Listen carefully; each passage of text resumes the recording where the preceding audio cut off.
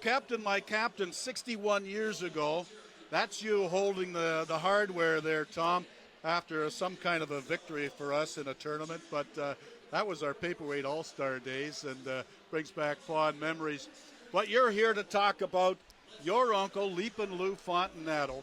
And to put Lou's life into a bit of a context in the hockey stories you're going to tell us tonight, let's look at the early years, the era that Lou was born into and grew up in. Well, you know, Louis came from an immigrant Italian family.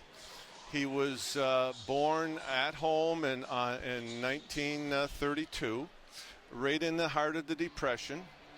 He was the youngest of 6 kids, and all his siblings were girls. And one of the girls was my mother. So that's how I've got brought up and know Louis quite extensively.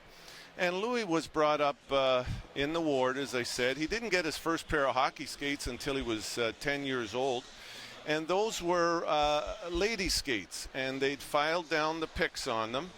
And in behind the house, there was a bocce alley. And him and his father would go, and they would flood the rink. And that's where Louis learned to play hockey, and with his friends in the ward area. Now, he went to Sacred Heart School, and I must tell you, too, that ward area, it wasn't just Italians. It was Polish, it was Scottish, it was Irish. And everybody got along together, and everybody was in the same boat.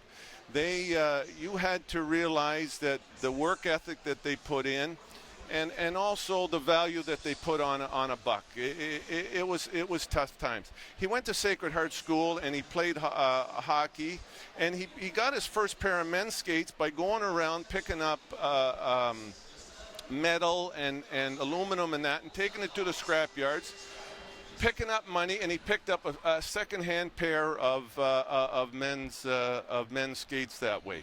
And he played, they didn't have minor hockey then. They played the school leagues. And then the better kids from the school, which Aldo Guidlin he played with too, they would play and represent Guelph out of town, like Galt, Kitchener, Hamilton, whatever. And it was at that time, Louis now be 14 or 15, that Alfie Pike, who was the coach of the Junior A Hockey Club, and Chesty Brill and Swat Mason noticed Louis. He was now about 15 years old, and they could see that he had potential. He was only about 5'10", maybe weighed 160 pounds or whatever, but they could see he had a drive to him and a real aggressive nature. And at 16 years old, he joined the Junior B Hockey Club, stayed there for 2 years. But in that time, he grew like you wouldn't believe. He was 6 foot, he was now 6 foot, 6'1". He now weighed about 185 pounds, and he was aggressive. He was an aggressive kid. He was taught to do that by Swat Mason. He said, if you're going to make it, you are going to make it through your aggressiveness and your hard work. So now he makes the Junior A Hockey Club. And at that time, in behind they didn't have plexiglass at that time. It was like a mesh, like a chicken mesh or whatever. And during an exhibition game before the first game that he was supposed to play as a Junior A hockey player, I guess he creamed somebody into the boards, gave him a face wash into this here screen. And one of the owners of the club said, oh, geez, we can't have like this going on, you know what I mean? And so they sat Louis up in the stands. Well, Louis was fuming, eh? So after the game was over, he went down to Alfie Pike. Now, he hasn't played a game of junior yet. He says, Alfie, I need more money. And Alfie says, what do you mean you need more money? He says, well, it's harder sitting up in the stands watching than it is down on the ice playing. Louis never missed another Junior A game after that.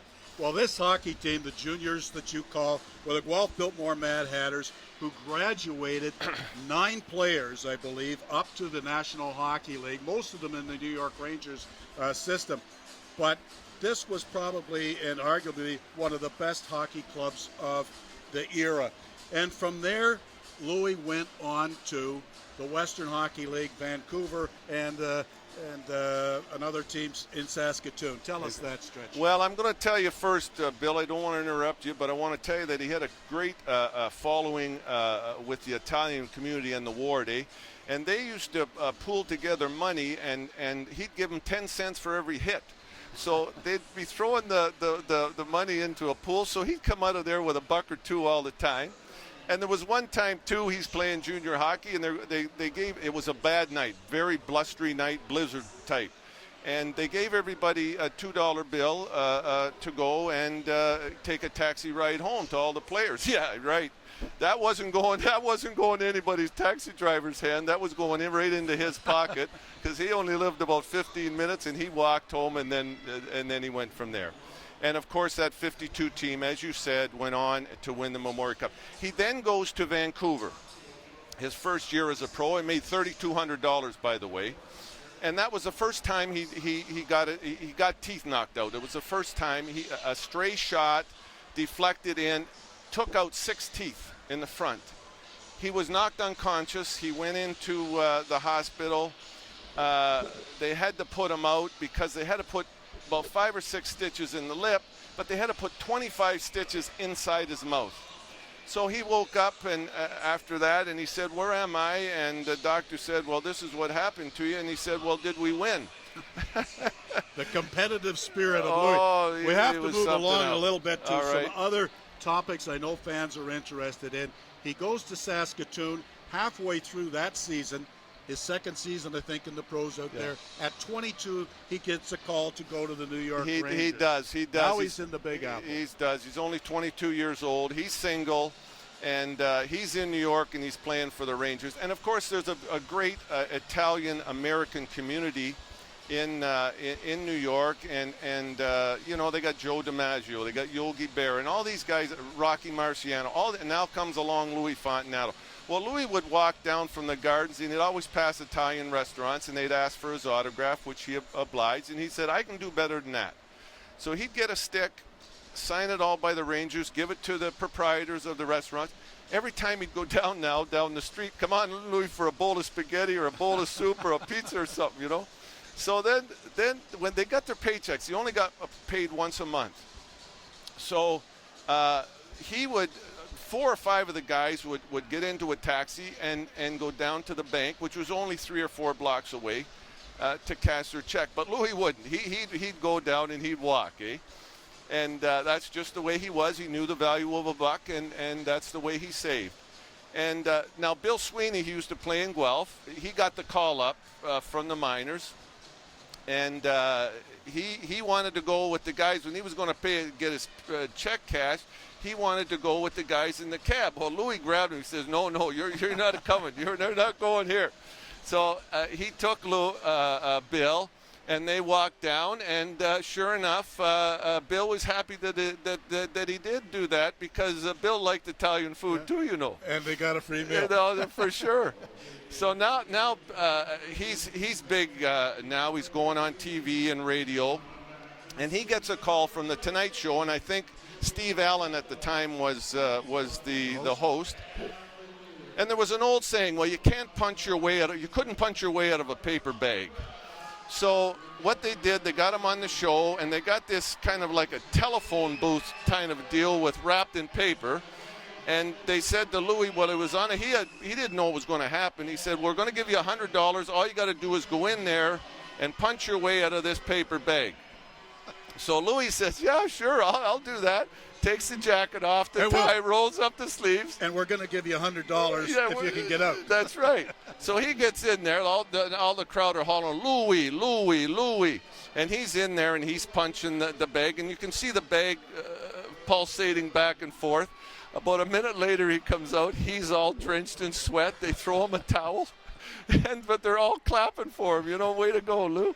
And they gave him the $100 and his appearance fee, and he went from there. Now, The elephant in the room, of course, is the big fight between Gordie Howe and Louis. Oh. Tell us about that. Well, this fight was, and as you can see, this was blown away out of proportion. Like Gordie was a tough guy. Louis was coming in to protect the rookie Eddie Shack, which he never should have done. He came in after Howe, got a few punches in, a lot of punches in actually, but Howe corked him, and he got him a dandy. He got him right on the schnoz. If you were to think that Louis' nose was pointing north, well, it was now pointing east, okay? It was sloped pretty good. But they both finished the game. And Louis went into hospital after, got the nose kind of fixed up a little bit. And then Muzz Patrick called him in the next day, and he said, Louis, the show must go on, and Louis played the next game. What people don't know is that Howe dislocated a finger there, which was fixed up on the bench quite easy. He had a cut over the eye, which didn't require stitches or anything. But Howe missed the next 2 games. You know why? He had 3 broken ribs, okay, and he said he was sore for the next month. That's how Yep. Louis punched him. Now the end of Louis' career came tragically after the trade to Montreal. He gets in head first into the boards. No fault of an attacking Ranger whom they were playing at the time, Yeah. but he breaks his neck, ends up in hospital. That's exactly right. He came a quarter of an inch, Bill, from being a paraplegic. And you know what? He was very lucky. He broke a vertebrae, crushed vertebrae, had a dislocation of the neck. It was really brutal, and his hockey career was over.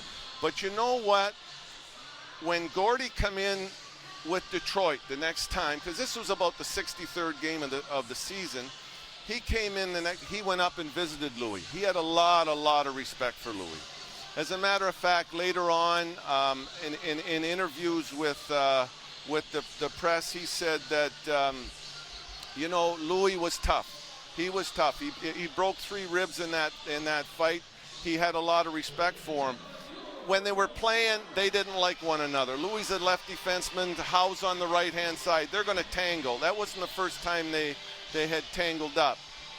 But he certainly had a lot of respect for Louis, and Louis had a lot of respect for all the players that played in the NHL. It was tough. And they mended fences over the years. Over the years, they talked, and as Gordie Howe said later, once he got to know Louis, he said, I'm proud that I'm a friend of Louis. I'm proud of that. Louis, after his career ended, parlayed all those dollars and pennies and so on into some pretty good things, bought a couple of good real estate things, got into the farming, and ran a very successful beef industry in Eden Mills just outside of Guelph. But I want to know, what's in your heart as being his nephew? You know, he was a great uncle. He really was. He was a family man. He loved his family. He respected people.